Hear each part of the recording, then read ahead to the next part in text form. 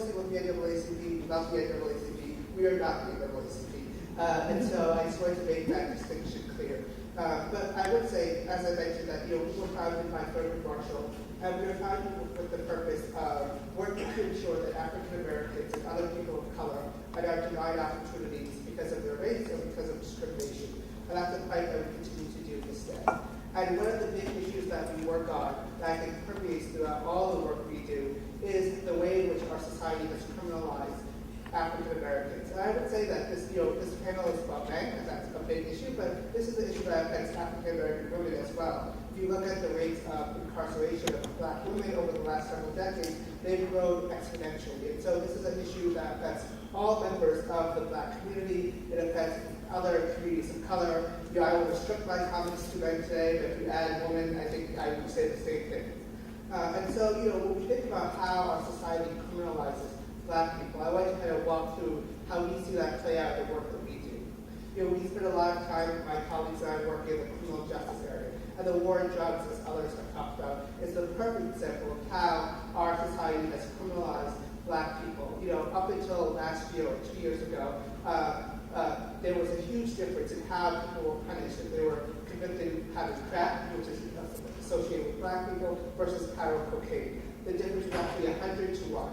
So that if you were powder with crack, you would get a sentence 100 times longer than if you were powder cocaine. Although there's no scientific reason for why that difference should exist. Cocaine, is just as bad as crack is. But yet we see that the fact that crack is associated as a Black drug made legislatures and Congress view that as far more dangerous and far more evil, and something that we had to kind of manage as a society. Recently, 2 years ago, they changed the law, so now it's 18 and 1. So it's still really bad, but at least it's slightly better. We also see this in the work we do in the death penalty, where the likelihood that you are going to get the death penalty is far greater if you are African American than if you are white. And mostly all people in death row are men, and particularly Black men. We see this in the work that we do around education. A lot of school districts around the country have implemented these very punitive policies where they will incarcerate students, high school students, elementary school students, for minor infractions. So what I would do as a child, you get into a fight, you pull someone's hair, you talk back to the teacher, usually you would go to detention, you might be suspended. In many districts around the country, people are being arrested, these kids are being arrested, and they're being shipped into our criminal justice system. And they have medical records, they're being transferred to adult court. So we see that this criminalization of Black men is starting very, very young, at Kansas elementary schools.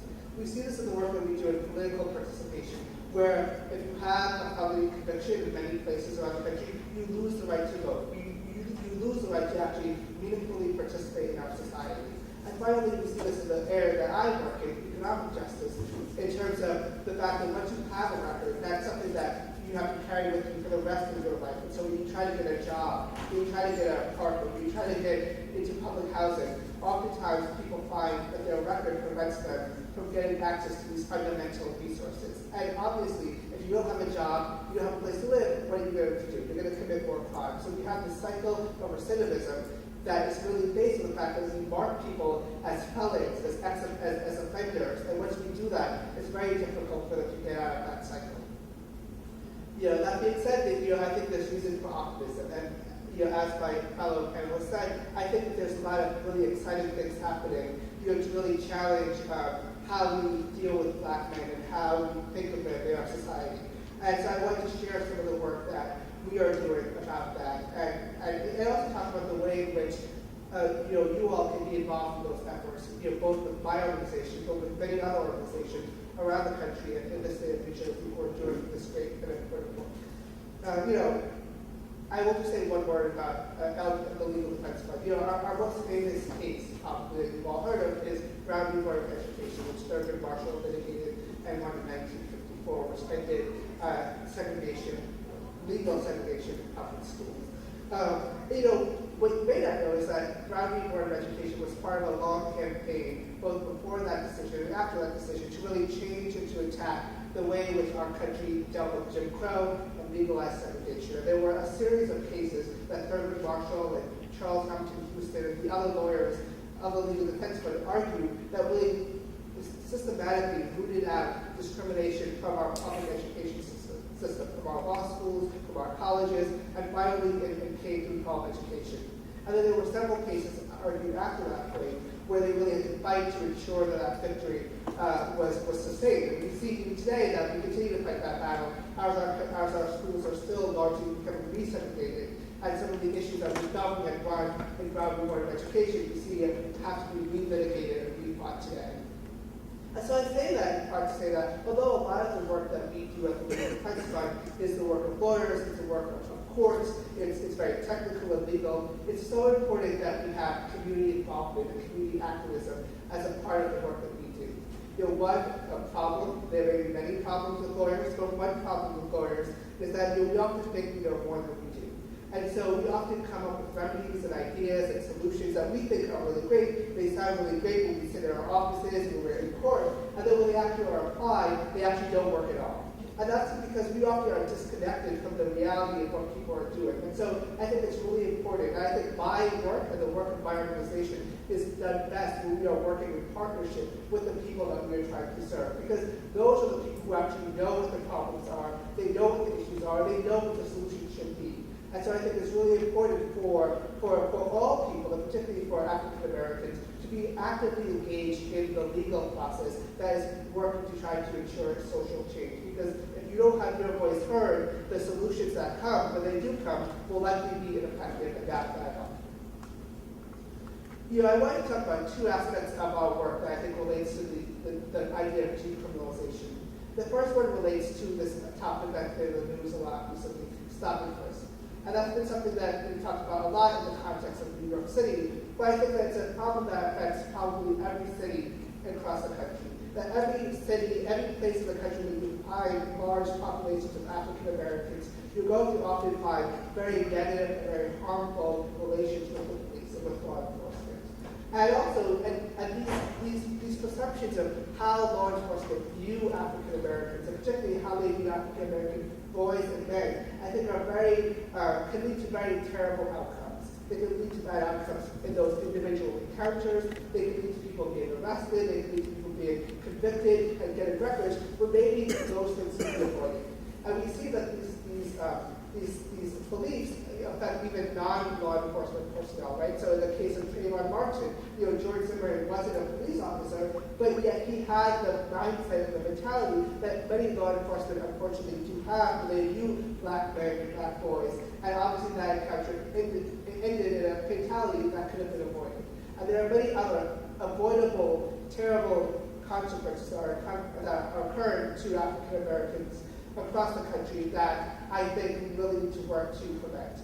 And so I want to highlight the New York experience of stop and frisk because I think that shows one situation where there was a really terrible policy and practice with the New York City Police Department, and due to the work of lawyers, due to the work of community members, due to the work of local officials, that's becoming better. And I think it provides a template going forward for how other communities can also work to reform their law enforcement. One thing to just say about stop and frisk, because people often get confused about what exactly is at issue there, is that the Constitution provides that a police officer has the right to stop someone if they have what's called reasonable suspicion. If they believe the person is doing something that suggests they're about to commit or have just committed a crime, right? If you see someone about to smash someone's car window open, that would be reasonable suspicion to believe that that person is about to burglarize or break into that person's car. The problem that we still have in New York City, and we still see in New York City, is that a lot of times police officers will stop people, and particularly people of color, not because they had reasonable suspicion that a crime was occurring, but really because they were black, right? They would see a black boy walking down the street, or more likely a group of black boys walking down the street or talking, and they would go up to those men and they would stop them, they would frisk them, they would maybe arrest them, they would intimidate them, they would search them, they would have all these encounters. And the law makes clear that if those officers do not have reasonable suspicion, if they don't have belief to believe that those people are doing something wrong, there's no basis for them to stop them. The law is also clear that being black is not reasonable suspicion. That you can't say, well, he's black, so therefore that's reasonable suspicion. That's illegal, that's unconstitutional. And so what we saw in New York City is that in 2011, New York City police officers stopped 700,000 people. Of those people, over 80% of them were black and Latino. Of those people, less than 1% of them had a weapon. Less than 6% of them actually were arrested. So that means that the hit rate, or the number of stops that actually stopped a crime or stopped some bad activity was unacceptably low. Like, no one would accept those types of statistics if you were doing anything else.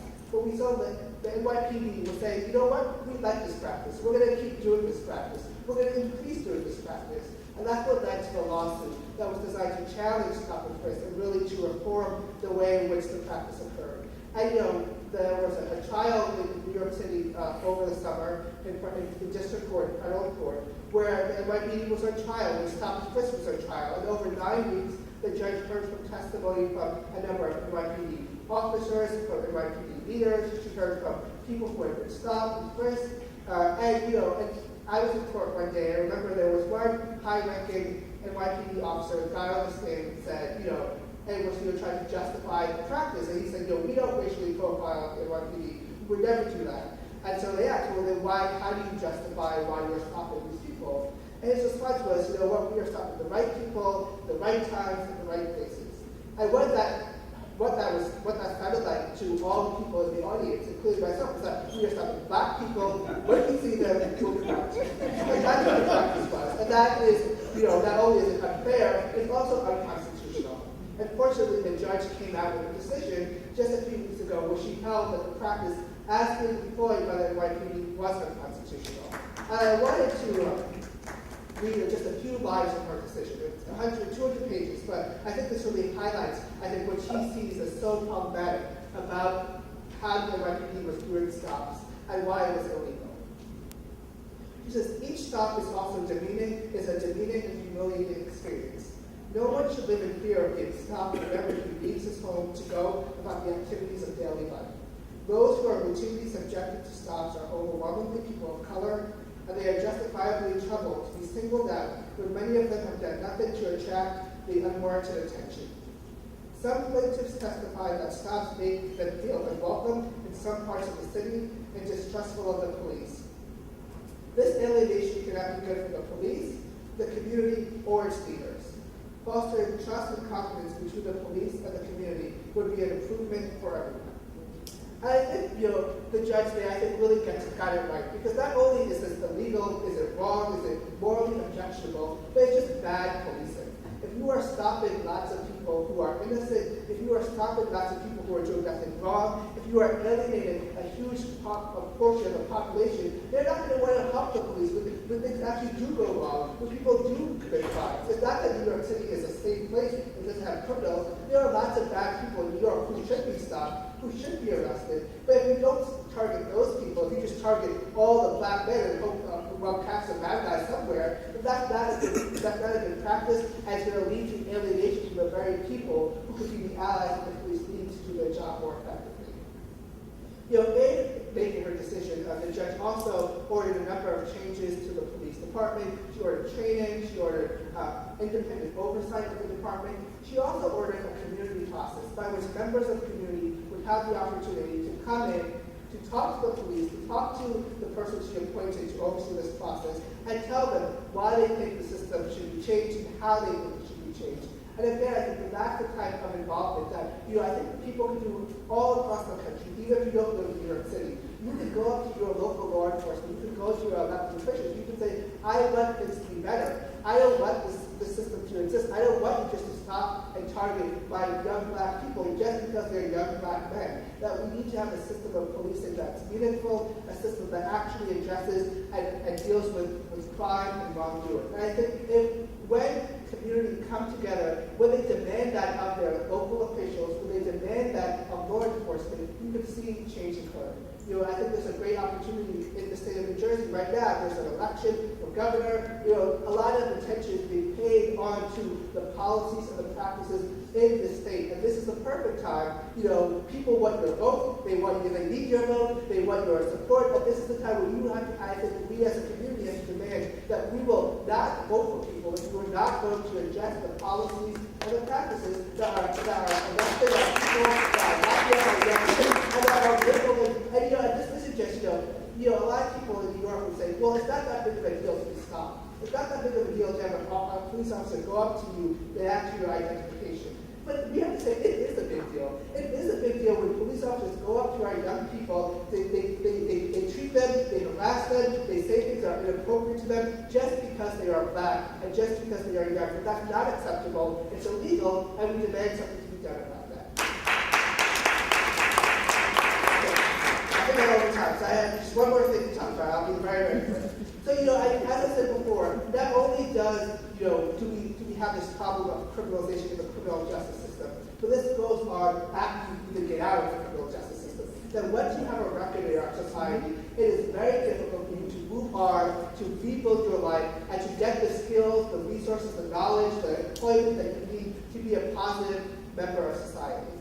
And this is something that I particularly spend a lot of my time working with, and I see so many people who are skilled, who are talented, who can be positive, contributing members of society, but they can't because of a mistake that they made sometimes decades ago. I have a client in D.C. who wants to work as a bus driver, for the public transit, and they will not hire him because he has a 25-year-old drug conviction.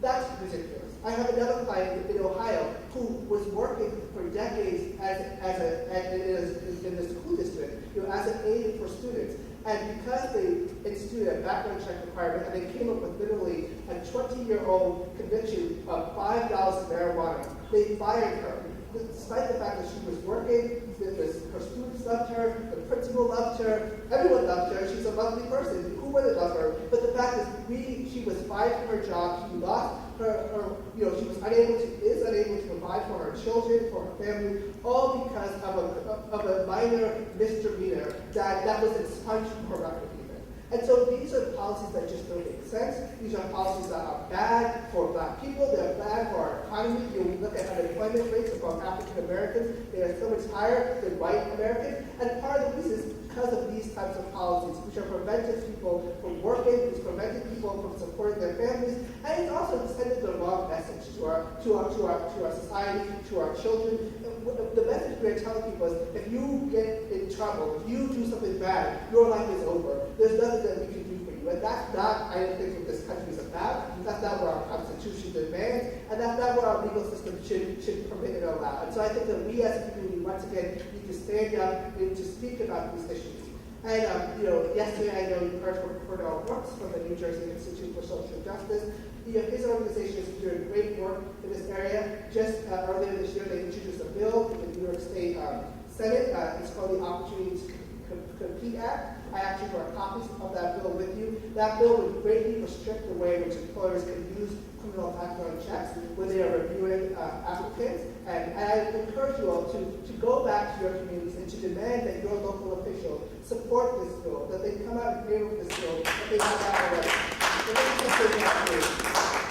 This is something that is affecting African Americans, particularly men, but as I said before, women. It's something that's unfair. People should not be denied a job that they are qualified for just because of a record that's not related to the job. And it's something that will do wonders for our economy. They have already passed a similar legislation in the city of New York, and this bill, if adopted, would apply the law, which is often called ban the box, around the state of New Jersey. And so I'm happy to talk about it in more detail, but this is something that you can do today. You can go back to your community and you can actually lobby for the changes to be made to really make a meaningful difference in impacting the lives of people. And the last thing I will say is that, these policies that prevent people from getting jobs because of their criminal records, not only are they bad policies, I think that's a matter of common sense, but they also could be unlawful. One thing that's something that people don't often realize, that the law provides, as you all may imagine, that if you go up, someone goes up to you and says, I'm not going to hire you because you're black, or black people can't work here, that's illegal. We all would acknowledge that, not be surprised by that. But the law also says, if an employer has a policy that looks really good, it doesn't say anything about race, but when they apply that policy, it's African Americans or other protected people who end up getting dinged by that policy, much more than white people, let's say, in this case, that policy is not justified and it is discriminatory unless they have a valid business reason for that. And a lot of these criminal record policies, they don't have a valid reason for denying wholesale huge parts of the population, particularly African Americans, from these jobs. But the EEOC, the Equal Employment Opportunity Commission, which is the organization responsible for implementing and enforcing anti-discrimination law across the country, came out with guidance just last year, really telling employers that if you have policies that are overly broad, if you have policies leading to the exclusion of African Americans much more than white people, then those policies could be illegal and you have to change them. And so if you know people who have lost jobs or can't get jobs because of their criminal record, it's not just that's too bad, that's also illegal. I encourage you to reach out to local civil rights organizations, to the NAACP chapters, and really raise the issue about that, because we have a lot of good arguments legally that we can make, but we can only make those arguments if people come to the lawyers and tell us what's happening. And so I will end by saying that, there's a lot of work to be done. There are a lot of challenges out there confronting black men and black people when it comes to our criminal justice system. But I also say that there's lots of reasons to be hopeful, that there's lots of great things happening, and I think that we can fight this battle and we can win it. Thank you.